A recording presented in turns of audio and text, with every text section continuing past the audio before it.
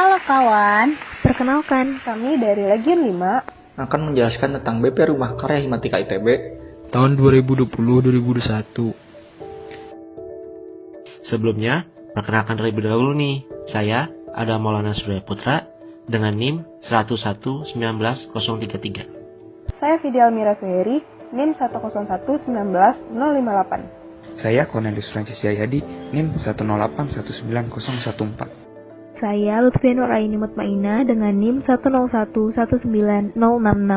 Saya Richa Alexander dengan NIM 108190048. Nama saya Saufi Khairunisa, NIM 101190098. Saya Raffi Naufal Aziz, NIM 101190057. Nama aku Anessa Rizanti, NIM 101190063. Nama saya Dion Febri Saputra, NIM 108190036. Saya Fadila Sana Rahma Putri, NIM 101190085. Dan saya Rayhan Akbar, NIM 108190047. Halo teman-teman, sekarang aku mau ngejelasin tentang visi dan misi yang dibawakan oleh Ketua Himpunan Himatika ITB periode 2020-2021, Kak Reynara Ezra Pratama. Visi yang dibawakan Kak Ezra adalah Himatika ITB sebagai rumah inisiasi sentral karya kematematikaan. Untuk mencapai visi tersebut, terdapat 5 buah misi. Pertama, menyediakan wadah pemenuhan kesejahteraan dan akademik anggota Himatika ITB. Kedua, menyediakan wadah pengembangan diri anggota Himatika ITB. Ketiga, membangun suasana berhimpun yang berasaskan kekeluargaan dan budaya apresiasi. Keempat, memantik dan mengembangkan potensi kematematikaan anggota Himatika ITB untuk menghasilkan karya. Dan yang terakhir, membangun hubungan yang kuat dan bermanfaat dengan pihak luar Himatika ITB. Struktur Badan Pengurus Himatika ITB 2020-2021 dengan Ketua Umum Kak Reynara Ezra Pratama. Lalu ada Sekretaris Jenderal Kak Izmi Sukmaryanti. Lalu ada Sekretaris, Bendahara, Sarana dan Prasarana, dan Medinfo. Dengan Sekretaris yang diamanahkan kepada Kak Indah Gestiovani, Bendahara Kak Sabrina Alvininda, serta Sarana dan Prasarana ada Kak Agapitus Keika, dan Media Informasi ada Kak Kalisa Hamida. Lalu ada Bidang Sumber Daya Anggota, yang di bawahnya ada Divisi Manajemen SDA dan Divisi Pengaderan. Dengan Kepala Bidang SDA adalah Kak Rizwan, dan Kepala Divisi Manajemen SDA adalah Kak Anissa, dan Kepala Divisi Pengaderan adalah Kak Muhammad Zain Akmal. Lalu setelah itu ada Bidang Internal, yang di bawahnya ada Divisi Kekeluargaan, Divisi Kesejahteraan Anggota, dan Divisi Minat dan Bakat. Nah, Kepala Bidang Internal ini ada Kak Fauzan. Lalu Kepala Divisi Kekeluargaan ada Kak Selin. Lalu Kepala Divisi Kesejahteraan Anggota ada Kak Umar. Dan Kepala Divisi Minat dan Bakat ada Kak Aulia. Lalu ada Bidang Eksternal yang di bawahnya ada Divisi Intrakampus, Divisi Ekstrakampus, dan Divisi Hubungan Alumni dan Dosen. Dengan Kepala Bidang Eksternal ada Kak Michael Muhammad. Dan Kepala Divisi Intrakampus adalah Kak Garata Yuda. Lalu Kepala Divisi Ekstrakampus adalah Kak Rian. Dan Kepala Divisi Hubungan Alumni dan Dosen adalah Kak Hamba. Lalu ada Divisi Pengembangan Wawasan dan Keilmuan. Nah, di bawahnya ada Divisi Kajian, Divisi Sains dan Akademik, dan Divisi Keprofesian. Nah, dengan Kepala Bidang Pengembangan Wawasan dan Keilmuan adalah Kak Glory, dan Kepala Divisi Kajian adalah Kak Karsten, dan Kepala Divisi Sains dan Akademik adalah Kak Reynald. Lalu ada Kepala Divisi Keprofesian yaitu Kak Yuniar. Dan ada Bidang Penelitian dan Pengembangan yang dikepalai oleh Kak Feraldo Lorenzo. yang di bawahnya ada divisi penelitian, pengembangan masyarakat, dan karya. Dengan kepala divisi penelitian adalah Kak Hafiz, kepala divisi pengembangan masyarakat adalah Kak Livia, lalu kepala divisi karya adalah Kak Stefani. Dan yang terakhir ada koordinator BSO, yaitu Kak Dave.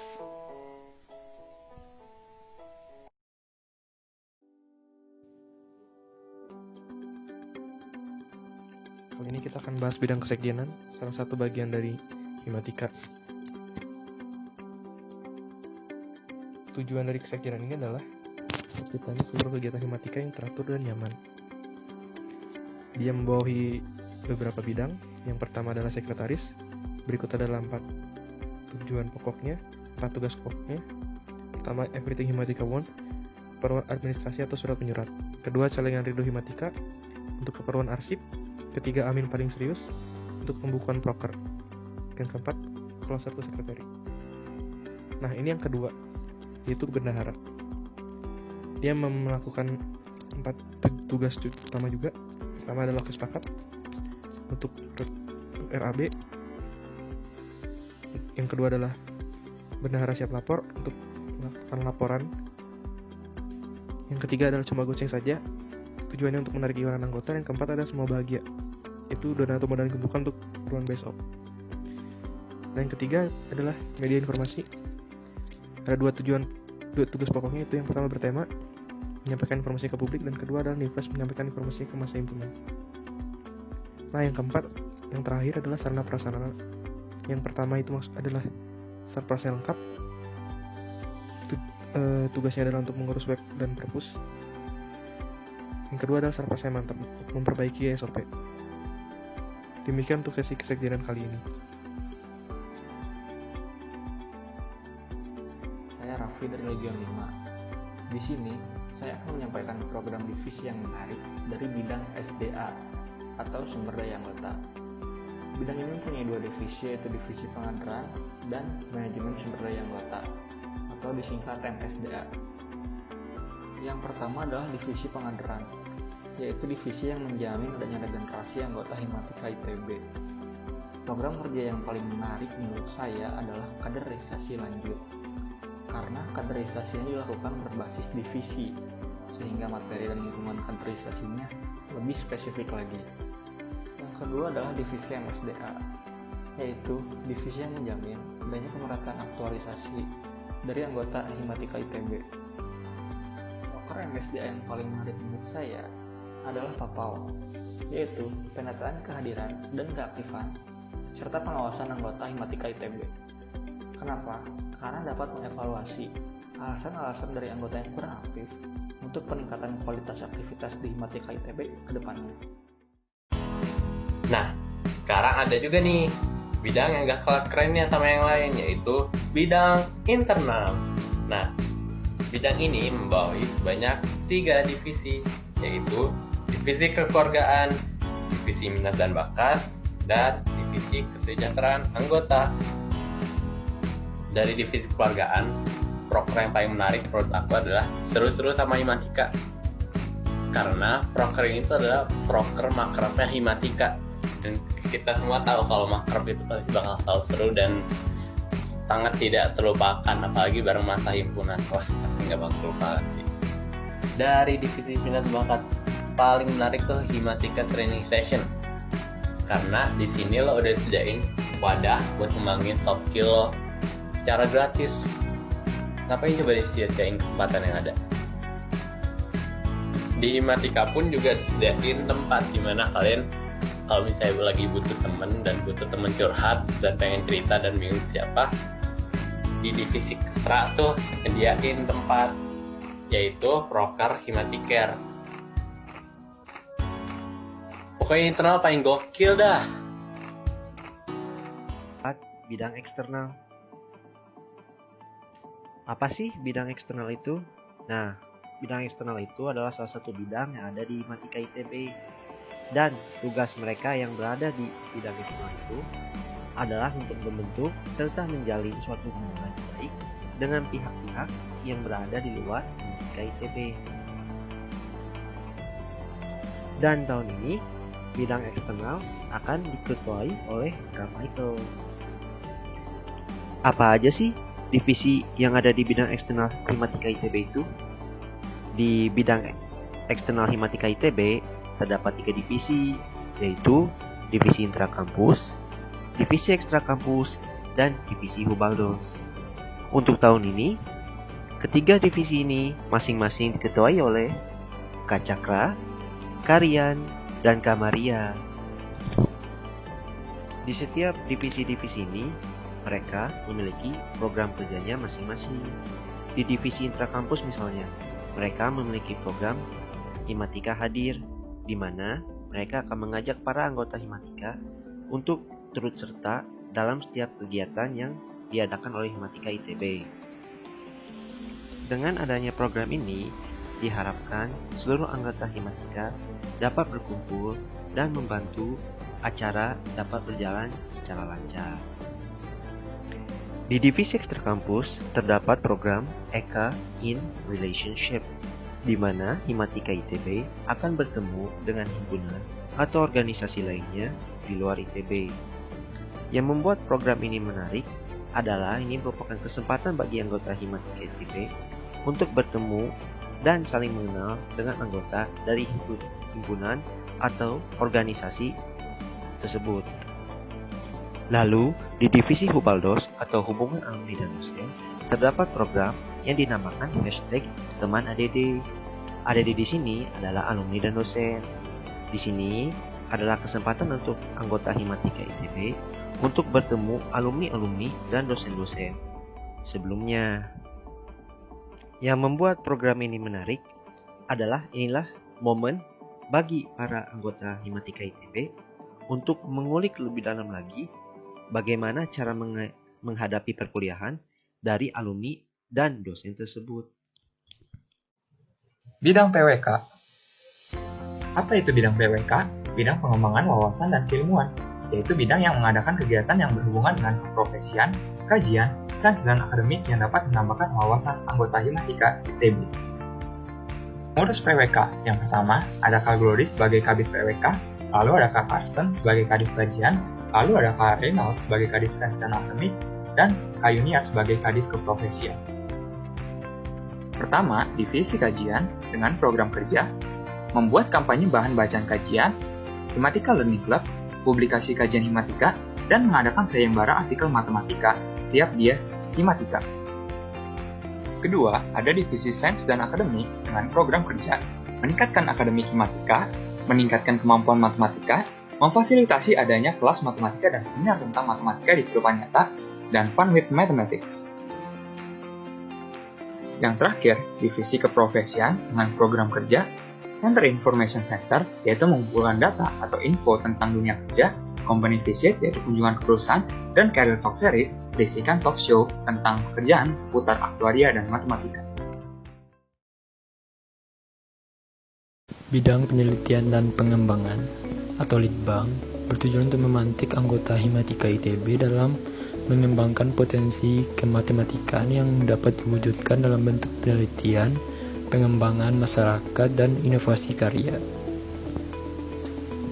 Bidang penelitian dan pengembangan terdiri dari 3 divisi, yaitu divisi karya dan inovasi, divisi penelitian, dan divisi pengembangan masyarakat. Program kerja yang paling menarik dalam setiap divisi menurut saya yaitu yang pertama divisi karya dan inovasi, yaitu program kerjanya Himatika ITB League. Menurut saya program kerja ini dapat mempererat kekeluargaan di Himatika. Yang kedua yaitu divisi penelitian. Program kerja yaitu content creating on social media. Alasannya agar bisa memperluas informasi. Dan yang ketiga yaitu pengembangan masyarakat. Program kerjanya yaitu donasi. Alasannya bisa membantu orang-orang yang membutuhkan atau sedang mengalami musibah. Sekarang kita membahas mengenai BPA Himatika ITB atau Badan Perwakilan Anggota Himatika ITB. Apa sih BPA Himatika ITB? Berdasarkan AD Himatika ITB Bab 4, Pasal 7 Ayat 3, BPA Himatika ITB adalah lembaga perwakilan anggota Himatika ITB yang bertanggung jawab terhadap rapat anggota.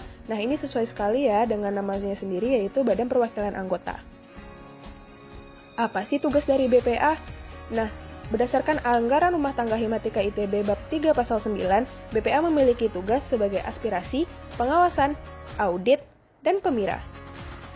Untuk keanggotaan BPA Himatika ITB, berdasarkan anggaran rumah tangga Himatika ITB Bab 3 Pasal 10, BPA Himatika ITB berisikan perwakilan dari 3 angkatan termuda, yang dimana tiap angkatannya diwakilkan oleh 2 hingga 5 orang. Sekian dulu mengenai Badan Perwakilan Anggota. Selanjutnya, ada bidang apa lagi ya? Halo teman-teman, sekarang aku akan jelasin tentang MCF Himatika, Mathematical Challenge Festival. Apa sih itu Mathematical Challenge Festival?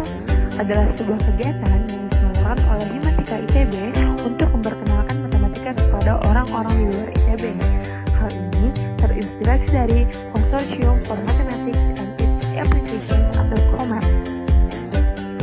Tujuannya adalah untuk mengadakan acara yang dapat memperkenalkan matematika lebih baik dan mengembangkan potensi dan daya saing anak bangsa yang dapat berkompetisi secara multinasional dan wadah pembelajaran bagi wadah Himatika ITB itu sendiri.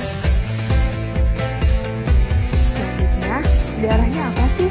Diawali dengan MCF MMC tahun 2002 dan dilanjutkan dengan MCF MMC ke-8 yang telah diapresiasi oleh Menteri Keuangan pada tahun 2018 dan namanya diganti di MCF ke-9 pada tahun 2019. Visi dari MCF sendiri adalah sebagai media penambah wawasan masyarakat mengenai matematika serta salah satu wadah penanaman karakter di Himatika ITB. Menarik bukan? Selanjutnya adalah misi MCF.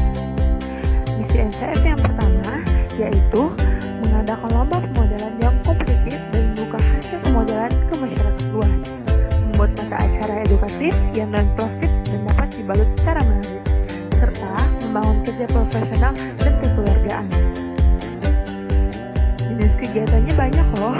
Yang pertama, seperti lomba poster, pemodelan, data scientist, olimpiade, workshop, seminar nasional, pameran karya, gala dinner, pengabdian masyarakat, dan masih banyak lagi. Terima kasih, kegiatan yang paling ditunggu-tunggu loh. Stay tune. Badan Semi Otonom merupakan salah satu badan yang di bawah dari BP Himatika yang bergerak sendiri. BSO di Himatika ada 3, yaitu Medco, FOYE, dan ITB United. Medco merupakan salah satu BSO Himatika ITB dengan fokus buku untuk problem solving matkul matematika di ITB. Tujuannya itu untuk membantu mahasiswa mempublikasikan karya menjadi salah satu pendapatan Himatika dan menjadi wadah pengembangan minat dan bakat. Bisnis model Medco lebih ke kegiatan penyempurnaan konten buku. Sumber daya kuncinya merupakan anggota Medco, modal produksi, dan kumpulan soal. Target pemasarannya juga untuk maba ITB dan anak jurusan yang dapat marfek atau statdas. Nah, awalnya tuh FOYA itu berkumpul atas dasar menyukai kepenulisan matematika dan juga untuk mempromosikan matematika ke masyarakat luas. Tapi FOYA itu bukan hanya sekedar majalah loh. Konten FOYA dipublikasikan di Medium, Instagram, community service, bahkan sampai podcast. Bisnis model FOYA lebih ke mengatur website dan platform lainnya. Juga sangat tergantung dengan talenta, sumber finansial, dan juga sosial media yang digunakan. Target pasarnya lebih ke mahasiswa, ke siswa SMA, dan lain-lain. Nah, BSO yang terakhir itu ada ITB United. Selain yang dituliskan dalam slide, ITB United itu awalnya merupakan Danus Disnatalis, terus berkembang menjadi badan usaha mandiri, lalu pada tahun 2011 masuk lagi ke bagian Entrepreneur Corner, lalu akhirnya pada ITB United mencari desain yang paling laku merupakan aktivitas yang sangat menentukan, dan sumber daya utamanya adalah staf dan modal bisnis. Target pasarnya ke mahasiswa ITB, dosen ITB, dan alumni. Pengeluarannya di produksi barang, biaya promosi, dan produksi packaging. Sekian presentasi dari Legion 5 tentang BP Rumah Karya Himatika ITB 2020-2021. Atas perhatiannya, terima kasih.